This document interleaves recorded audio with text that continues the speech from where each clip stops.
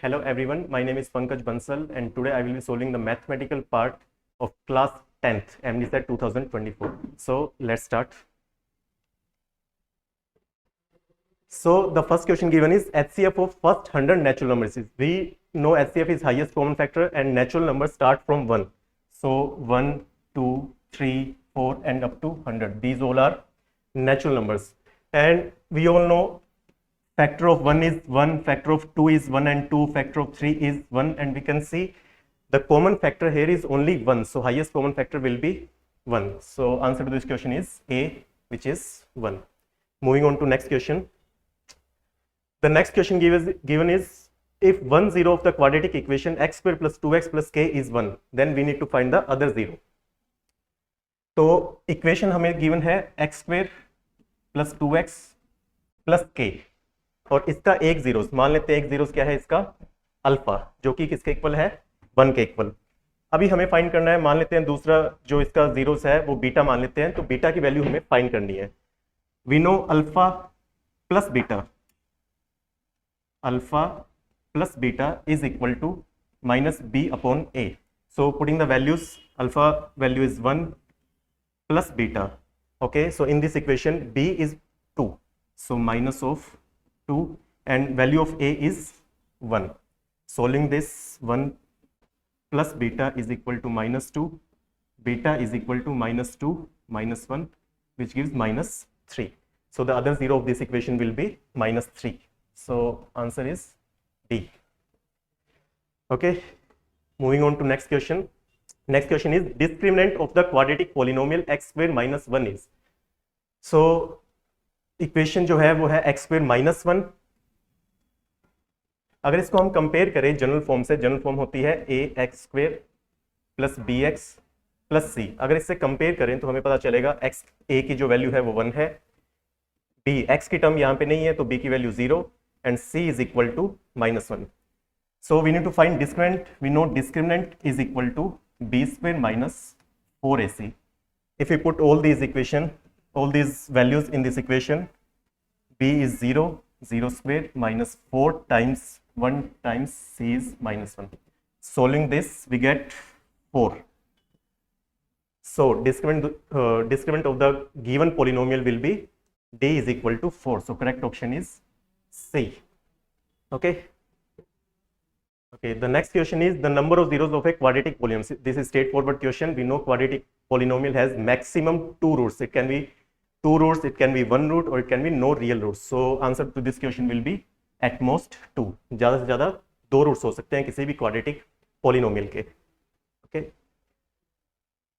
Next question is which of the given points lie in the fourth quadrant. हमसे पूछा है कि इनमें से कौन सा जो पॉइंट है वो फोर्थ क्वाड्रेंट के अंदर आता है.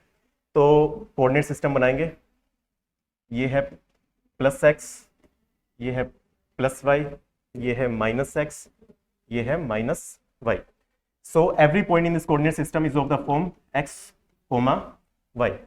This is first quadrant, this is second, this is third and this is fourth quadrant. So we know in first quadrant every point is of the form plus and plus. Value of x is positive and value of y is also positive. In the second quadrant x is negative and y is positive. In third quadrant x is negative and y is also negative. And in fourth quadrant x is positive and y is negative. So going with this these plus minus signs, I think C, option number C. This has x as positive and y as negative. So this point will be in fourth quadrant. Okay. So the sixth question is the linear equation representing the condition father's age is 3 years more than twice the son's age. तो यहाँ पे एक condition दे रखी है, इसके लिए हमें एक लीनियर इक्वेशन बनानी है 2 वेरिएबल्स के अंदर, जिसमें फादर की एज जो है उसको हमें x मानना है और जो सन की एज है उसको हमें y मानना है. तो गिवन जो कंडीशन है उसके according father's age which is x is equal to 3 years more, 3 साल ज्यादा है. 3 साल ज्यादा का मतलब प्लस 3. अब प्लस 3 3 साल किससे ज्यादा है? सन की जो एज है उसके ट्वाइस से. सन की एज है y, उसका ट्वाइस मतलब 2 टाइम्स मतलब 2y. तो फादर की जो एज है वो किसके इक्वल है? 3 ज्यादा है सन की एज के ट्वाइस से. तो क्या हो जाएगा? x is equal to 2y plus 3. तो ये ऑप्शन है ऑप्शन नंबर सी। सो इसका आंसर हो जाएगा x is equal to 2y plus 3 which is c. Next question is the next term of the sequence. एक सीक्वेंस दे रखी है हमें यहाँ पे और इसका हमें नेक्स्ट टर्म बताना है। तो सीक्वेंस देखेंगे 8 15 हमें दिख रहा है यहाँ पे जो डिफरेंस है वो +7 का है, 7 ऐड किया 15 आ गया। फिर जो नेक्स्ट है उसमें भी हमने +7 किया, नेक्स्ट टर्म के लिए भी +7 किया। तो अगर इसी सीक्वेंस के अकॉर्डिंग चले तो नेक्स्ट टर्म जो है वो भी हमें कैसे मिलेगी, 7 को ऐड करके। तो ऐड करेंगे 29 + 7, 29 + 7 विच इज इक्वल टू 36। तो इसका जो आंसर है वो किसके इक्वल हो जाएगा, ऑप्शन नंबर ए 36। ठीक है, तो नेक्स्ट क्वेश्चन है the common difference of the AP -2 -2 -2 -2। यहाँ पे एक एपी गिवन है, आप देख सकते हैं एपी जो है -2 -2 -2 एंड सो ऑन। इसका कॉमन डिफरेंस पूछा है। तो यहाँ पे हमें साफ नजर आ रहा है जो A1 की वैल्यू है वो -2 है, A2 जो है वो भी -2 है। Difference we all know is A2 - A1। So putting these values -2 minus A1 की जो वैल्यू है वो भी -2, इसको सोल्व करेंगे -2 minus minus +2, -2 + 2 will cancel out which will give D is equal to 0. So common difference of the given AP will be 0. So this is option number D. Okay. हाँ, तो next question काफी अच्छा question है। x sin theta is equal to 1 and cot theta equal to y। तो हमसे पूछा है कि इनमें से करेक्ट कौन सा है, which one of the following is correct. देखो x sin थीटा इसकी वैल्यू 1 के इक्वल गिवन है, देन x अगर हम sin थीटा को दूसरी साइड लेके जाएं, x sin theta is equal to 1, x is equal to 1 upon sin theta. 1 upon sin theta is cosec theta, 1 upon sin theta is cosec theta. So x की जो value है वो cosec theta के equal है, y की जो value है वो कोट थीटा के इक्वल है, y is equal to cot theta. अभी हमारे पास कोसेक और कोट है and we know the relation between cosec and cot is cosec square theta minus cot square theta is 1। Cosec और कोट में जो रिलेशन है cosec square theta minus cot square theta 1 के इक्वल होता है। तो अगर ये वैल्यूज x और y के टर्म्स में पुट करें तो cosec square theta is x square minus cot theta is y, then y square which is equal to 1। तो x square minus y square equal to 1। तो ये ऑप्शन नंबर है I guess D. ठीक है, तो x square minus y square equal to 1। Okay, moving on to next question. The value of tan 45 cot 45 is straightforward question है। tan 45 we know is equal to 1, cot 45 degree is also equal to 1, so tan 45 into cot 45 will be 1 into 1 which is 1, so option will be option number A. Next question is if sin theta is equal to 1 then cosec theta is equal to, here theta is acute, so here it is misprint, so theta will be acute. Sin theta is 1, sin theta is 1 and we know when sin theta is 1 then theta is equal to 90 degree. So if theta is 90 then cosec 90 degree, cosec value of cosec 90 degree is also 1. So option number B will be the correct answer. Okay, so moving on to next question. If length of shadow of a pole is equal to its height then the angle of elevation of sun। देखो यहाँ क्या दे रखा है कि एक पोल है जिसकी shadow उसकी हाइट के इक्वल है, पोल की हाइट के इक्वल है, तो सन का एंगल ऑफ एलिवेशन पूछा है। छोटा सा एक डायग्राम बनाते हैं। ये सपोज पोल है, सपोज सन यहां पे है, तो इसकी जो शेडो बनेगी कुछ इस तरीके से शेडो बनेगी। पोल की जो हाइट है और ये जो शेडो है इसको बेस मान लेते हैं, ये एंगल ऑफ एलिवेशन हो गया सन का थीटा। तो जो हाइट है वो बी के इक्वल, इसकी शेडो के इक्वल गिवन है। हाइट अगर शेडो के इक्वल गिवन है तो यहाँ पे हम देखें ये परपेंडिकुलर ये बेस, तो relation is tan theta. tan theta किसके इक्वल होता है, परपेंडिकुलर अपॉन बेस, तो h अपॉन b। अब क्योंकि h और b इक्वल है तो ये कैंसिल होके 1 के इक्वल आएगा। tan थीटा की वैल्यू 1 आती है। अब tan थीटा की वैल्यू 1 होती है 45 डिग्री पे, तो एंगल ऑफ एलिवेशन जो है सन का is 45 degree. Next question is one card is chosen from a deck of well shuffled 52 cards. Find the probability of it being a jack. देखो एक well shuffled 52 cards का deck है हमारे पास। अगर उसमें से एक कार्ड रैंडमली पिक करते हैं तो हमसे पूछा है जैक आने की प्रोबेबिलिटी कितनी है। जैक क्या होता है, जो जे हिंदी में हम जिसको गुलाम बोलते हैं। तो टोटल जो नंबर जैक के होते हैं, टोटल जैक्स एक पूरे पैक में वो कितने होते हैं? ओनली 4। तो इसकी प्रोबेबिलिटी पूछी है, प्रोबेबिलिटी ऑफ जैक। तो हमारे फेवर में प्रोबेबिलिटी क्या होती है? Favourable outcome upon total possible outcome. तो हमारे फेवर में कार्ड है टोटल 4 जैक होते हैं, तो हमारे फेवर में कितने कार्ड है? 4। और टोटल पॉसिबल, टोटल कितने कार्ड्स है? 52। तो ये क्या हो जाएगी? प्रोबेबिलिटी। इसको अगर सिंप्लीफाई करें थोड़ा तो ये आ जाएगा 1/13। So probability of it being a jack is 1/13। Okay, so option number a will be the correct. तो नेक्स्ट क्वेश्चन दे रखा है, one number is chosen from the first 100 natural numbers. एक नंबर चूज किया हमने फर्स्ट 100 नेचुरल नंबर्स में से, इसके परफेक्ट क्यूब होने की प्रोबेबिलिटी कितनी है? तो फिर से हमारे पास टोटल पॉसिबिलिटीज जो है वो तो 100 है, टोटल पॉसिबल आउटकम्स ये तो है हमारे पास 100। अभी एक नंबर इसमें से चूज किया तो उसके परफेक्ट क्यूब होने की, ठीक है, तो क्यूब देखते हैं, स्टार्टिंग से स्टार्ट करते हैं। सबसे पहले 1 से स्टार्ट करें, नेचुरल नंबर 1 से स्टार्ट होते हैं। 1 क्यूब इज इक्वल टू 1, तो 1 एक परफेक्ट क्यूब है। Then 2 cube is equal to 8 भी एक परफेक्ट क्यूब है, नेचुरल नंबर भी है, फर्स्ट 100 नेचुरल नंबर के अंदर है। 3 cube is equal to 27 next perfect cube है। Then 4 cube is equal to 64 भी फर्स्ट 100 नेचुरल नंबर्स के अंदर है। Then 5 cube is 125। अब ये जो 125 है ये 100 से बाहर चला गया, तो ये हमारे फेवर में नहीं है। तो फर्स्ट 100 नेचुरल नंबर के अंदर जो परफेक्ट क्यूब्स है वो है टोटल 4। तो टोटल फेवरेबल जो आउटकम्स है वो हमारे पास है 4। तो जो प्रोबेबिलिटी होगी परफेक्ट क्यूब की वो किसके इक्वल हो जाएगी? 4/100 विच गिव्स 1/25।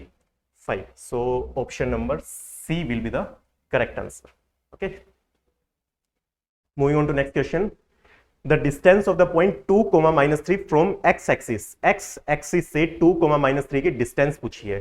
तो डिस्टेंस हमें पता है, कोई भी एक्सिस से डिस्टेंस होती है, एक्स एक्सिस से जो डिस्टेंस होती है वो तो होती है वाई कोऑर्डिनेट के इक्वल, और यही अगर वाई एक्सिस से डिस्टेंस पूछी होती तो वो हो जाती एक्स कोऑर्डिनेट के equal.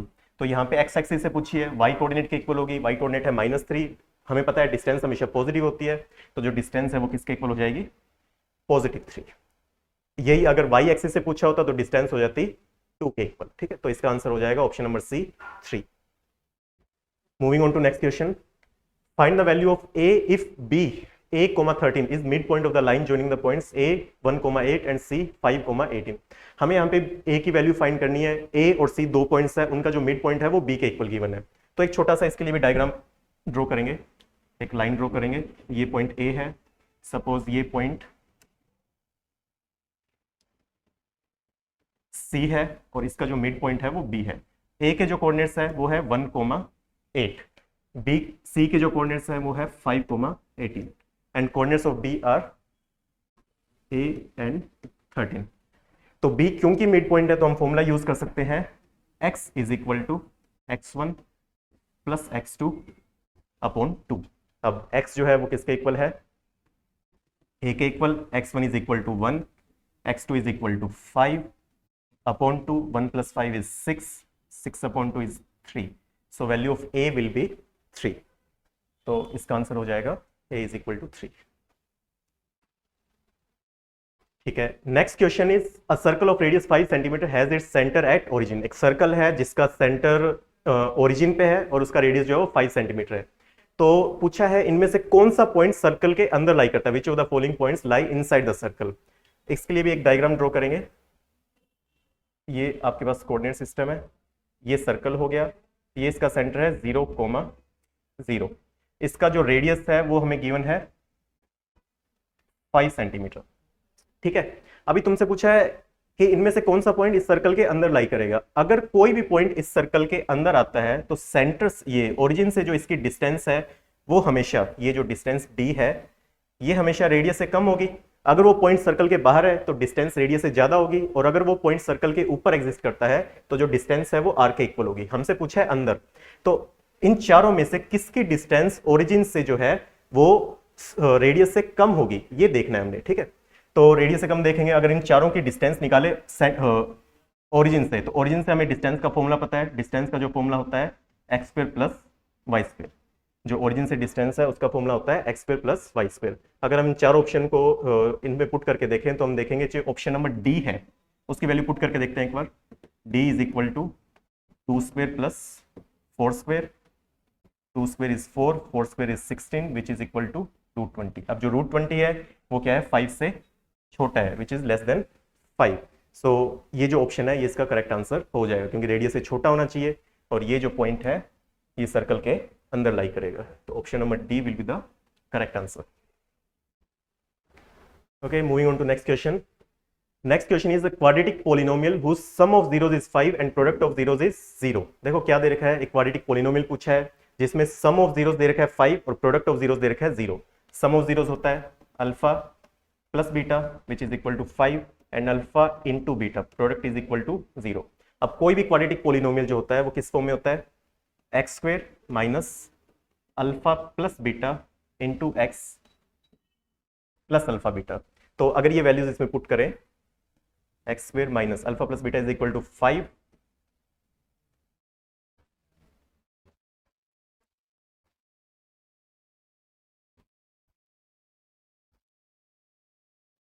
x plus alpha into beta is 0.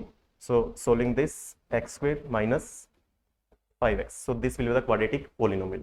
So correct option is option number B.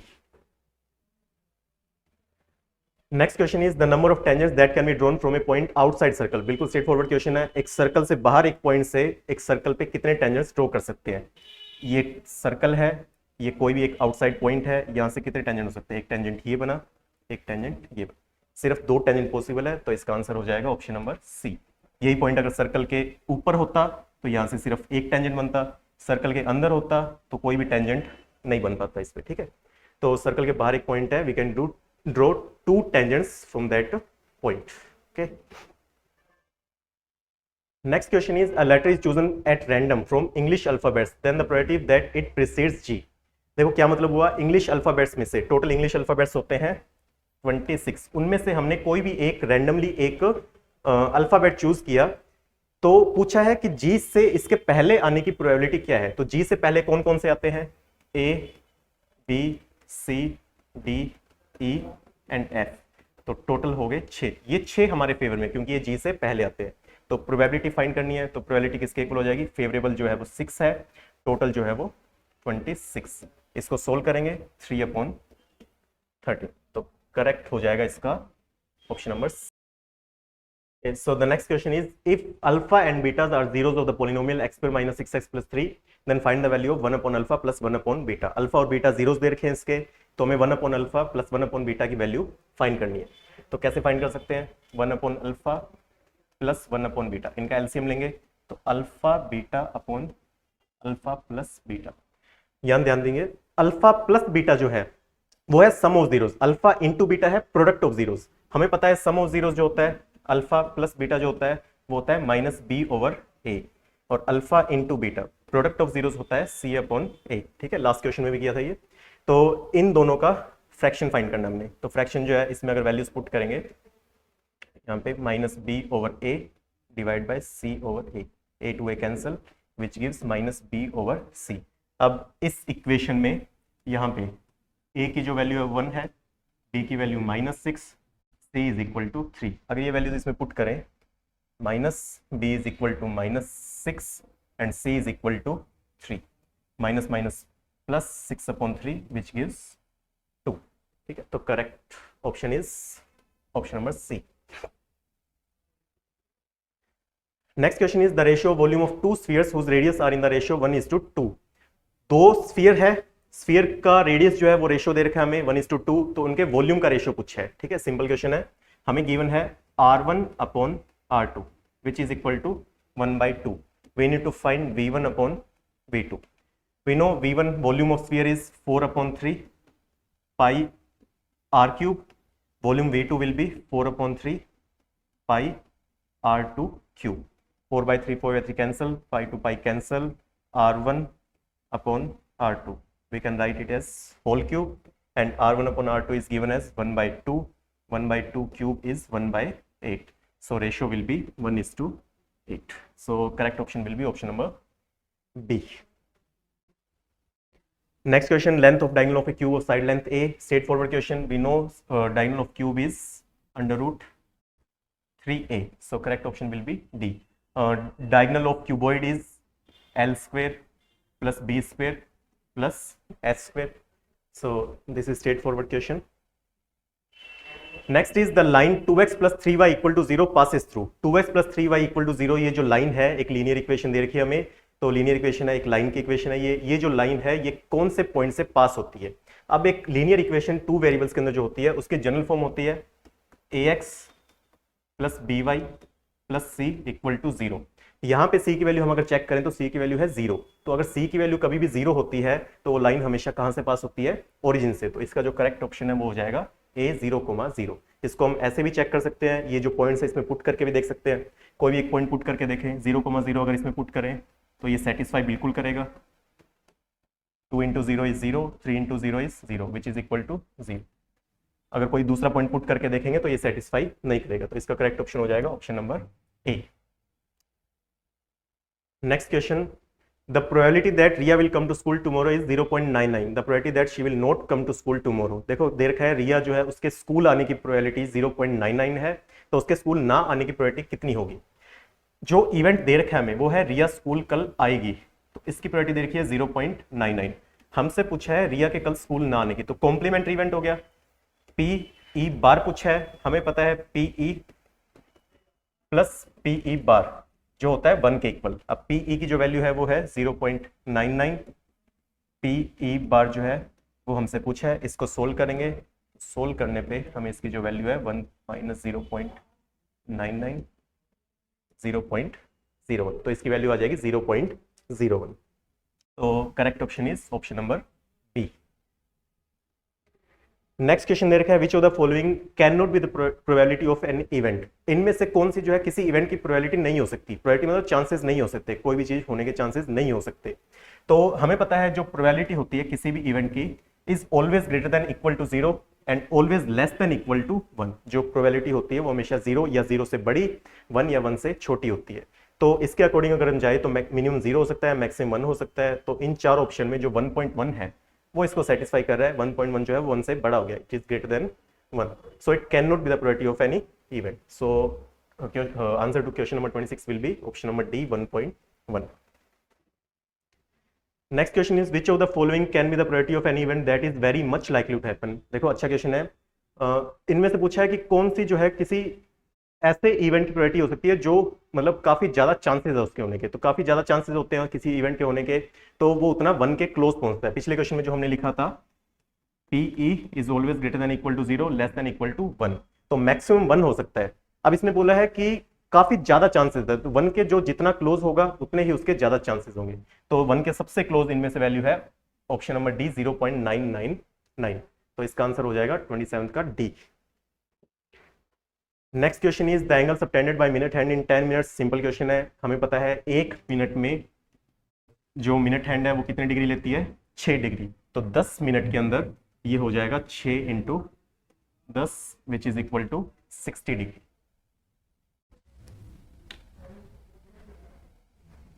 Next question, a circle of radius 5 centimetre is inscribed in square length of diagonal of the square. एक circle है 5 centimetre radius का, उसको एक square के अंदर हमने draw किया. तो स्क्वायर का जो डायगोनल है उसकी लेंथ कितनी हो जाएगी. एक छोटा सा डायग्राम बना लेते हैं इसके लिए भी.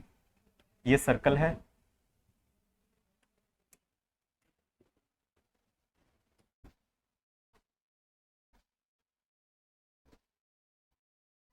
ठीक है. तो सर्कल जो है वो स्क्वायर के अंदर है और सर्कल का जो रेडियस है वो हमें गिवन है 5 सेंटीमीटर. ये 5 सेंटीमीटर है, तो ये भी 5 सेंटीमीटर. तो इसका मतलब ये जो टोटल लेंथ है वो 10 सेंटीमीटर. ठीक है, रेडियस जो है वो 5 सेंटीमीटर है, then diameter will be equal to 10 centimetre. अब जब डायमीटर 10 सेंटीमीटर है तो जो स्क्वायर है उसकी साइड लेंथ पे कितनी हो जाएगी, 10 सेंटीमीटर. ये 10 है तो ये भी 10. अब इसी को बिना सर्कल के अगर हम ड्रॉ करें, this is 10, this is 10, this is diagonal. Diagonal we can find by Pythagoras theorem. This we can take as x 10 square plus 10 square is equal to x square. 100 plus 100 is equal to x square. 200 is equal to x square, which gives x equal to root 200. This we can write as 10 root 2 centimeters. So answer to this question will be 10 root 2 centimeter. Okay, next question, a triangle with all it's side being equal is called. एक triangle जिसकी सारी side equal होती है उसको क्या बोलते हैं? Simple equilateral triangle. No second thought. The most frequent value of any data, एक डेटा की जो सबसे ज्यादा रिपीटेशन वाली वैल्यू होती है, मोस्ट फ्रीक्वेंट, जिसकी फ्रीक्वेंसी सबसे ज्यादा होती है, और उसी को क्या बोलते हैं? मोड। मोड की डेफिनेशन भी यही है। The mean of first n natural number. तो अच्छा क्वेश्चन है काफी, इसके लिए काफी डाउट्स भी आए, तो इस क्वेश्चन को देखते हैं। मीन पूछा है फर्स्ट एन नेचुरल नंबर्स का। तो मीन, सबसे पहले मीन जो होता है उसको हम डिनोट करते हैं एक्स बार से। मीन होता है sum of observations upon total number of observation. Mean जो होता है sum of observation upon total number of observation. तो यहाँ पे हमें जो ऑब्जर्वेशन दे रखी है वो नेचुरल नंबर दे रखी है। नेचुरल नंबर क्या होते हैं? 1 2 3, इन सब का सम दे रखा है। और कितने नेचुरल नंबर दे रखे हैं? Up to n। और टोटल कितने नंबर दे रखे हैं? टोटल n है, तो टोटल नंबर ऑफ ऑब्जर्वेशन क्या हो जाएगा? n। अब हम देख सकते हैं ये जो 1 2 3 4 है, ये एक एपी भी है। नेचुरल नंबर जो है वो एपी के अंदर भी है, जिसका फर्स्ट टर्म जो है वो 1, कॉमन डिफरेंस जो हो जाएगा 2 - 1 1, और नंबर ऑफ टर्म्स जो है वो किसके इक्वल है? n के इक्वल। अगर ये वैल्यूज हम पुट करें सम के फॉर्मूले में, सम का जो फॉर्मूला होता है Sn is equal to n/2 2a plus n-1 d। Mean is sum of observation upon total number of observation. Sum of observation is 1 + 2 + 3 and so on. This is an AP. So in the AP, A is 1, first term is 1, common difference is 1, and number of terms is n, and formula for sum is this. So we'll put it here, n/2, 2 into the value of A is 1, 2 into 1 plus n-1, and value of D is also equal to 1. All this divided by n. N will be cancelled. 2 into 1 is 2, n-1, sorry, 1/2, 2 into 1 is 2, plus n-1 into 1 is n-1, 1/2, 2 minus 1 is 1 plus n. So correct option is n plus 1/2. So answer to this question will be n plus 1/2. Next question is, if k, 2k plus 1 and 4k plus 1 are three consecutive terms of the AP, then find the value of k.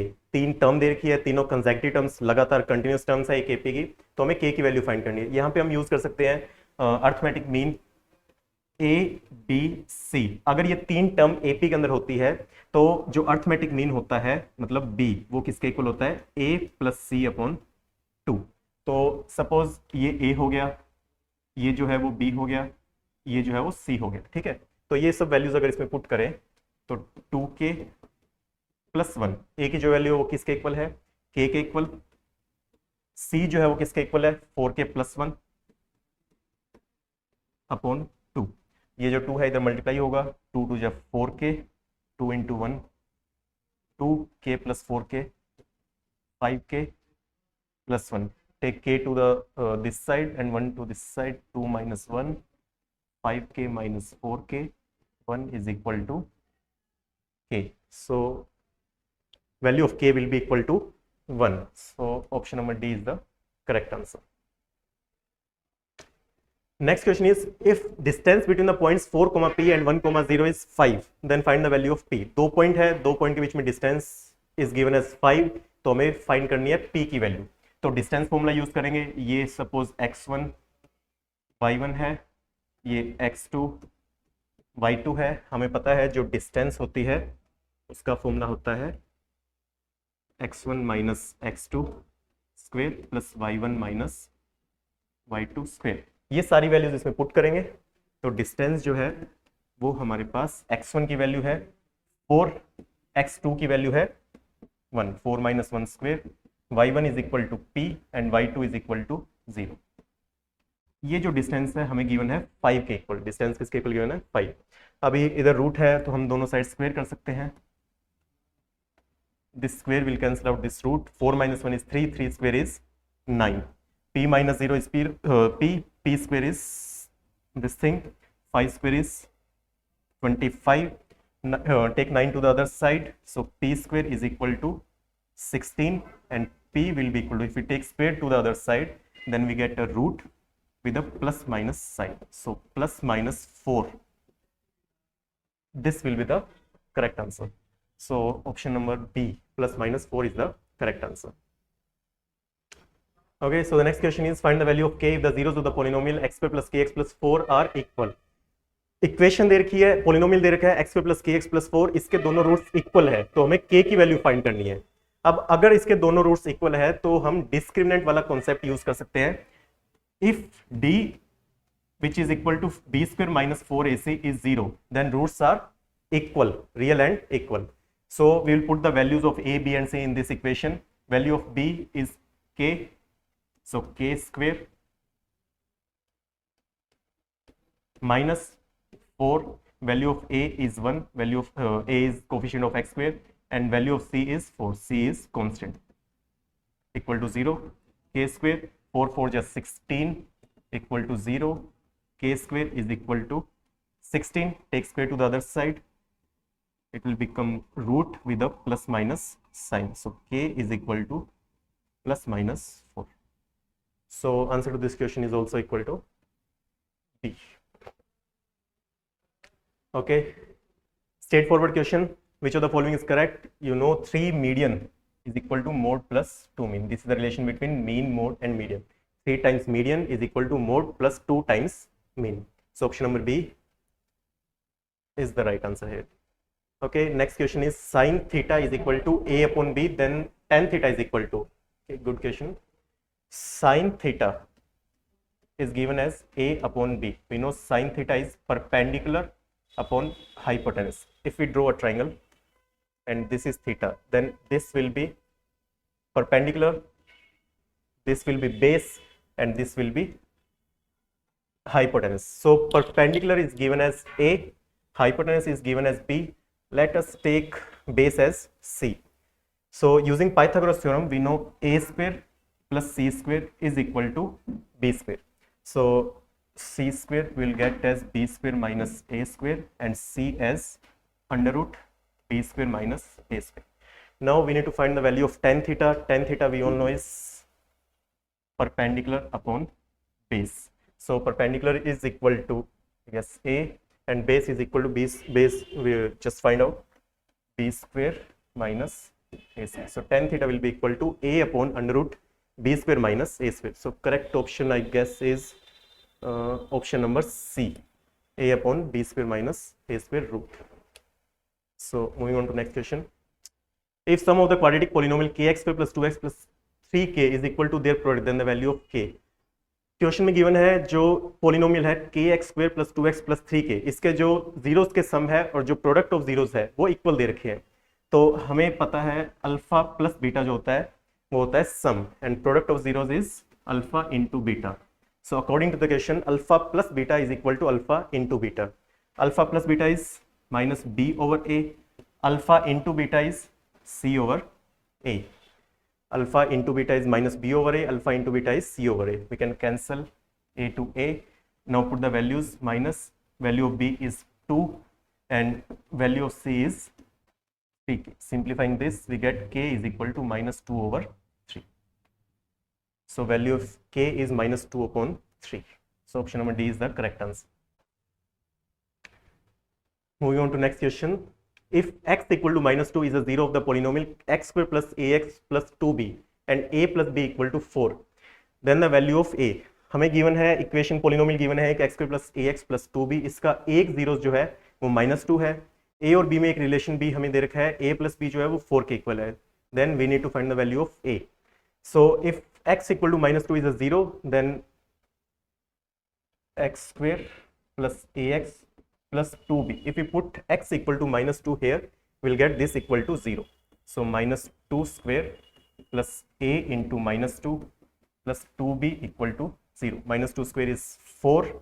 2 into a into minus 2 is minus 2a plus 2b equal to 0.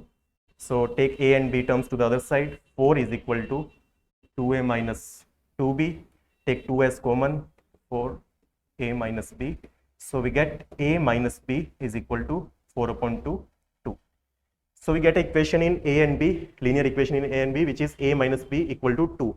We have other equation also, a plus b is equal to 4. We can solve both the equation, a plus b equal to 4, a minus b equal to 2.